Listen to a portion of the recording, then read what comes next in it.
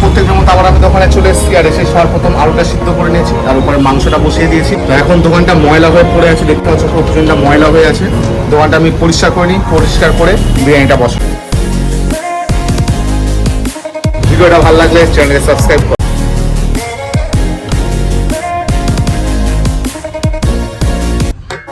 বৃহস্পতিবারের বাজার দেখা যাক কমপ্লিট বিরিয়ানি সেল হয়, তবে এখন শ্রাবণ মাস চলছে, ওই জন্য বাজারটা একটু ডাউন যাচ্ছে অন্য দিনের তুলনায়।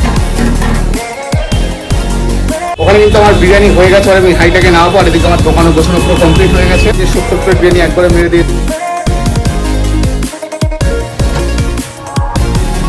দেখি আজ আমার ফার্স্ট কাস্টমার কি নেয়, চিকেন, মাটন না আলু। এই নামানোর সাথে সাথে কিন্তু আমার ফার্স্ট কাস্টমার চলে এসেছে, সে স্পেশাল চিকেন বিরিয়ানি নিয়েছে।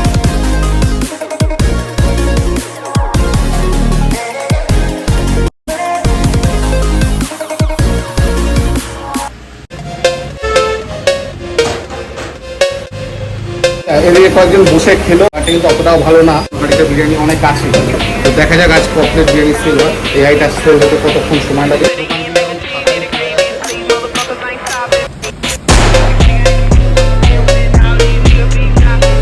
আচ্ছা, প্রথমে ভেবেছিলাম যে বারটা ডাউন যাবে, বাট বিকেল দিকে মানে 4টের দিকে হঠাৎ করে দেখলাম প্রচুর কাস্টমার চলে এসছে, আমার সব বিরিয়ানি শেষ হয়ে গেছে, আর তার একটাও বিরিয়ানি নেই।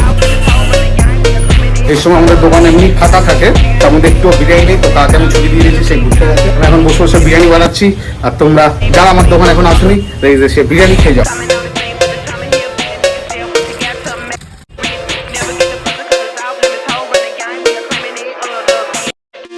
হাড়ি ওখানে নামিয়ে দিয়েছি, প্রত্যেক দিন সেম থাকে, same colour, same test, same আমি রাখার চেষ্টা করি।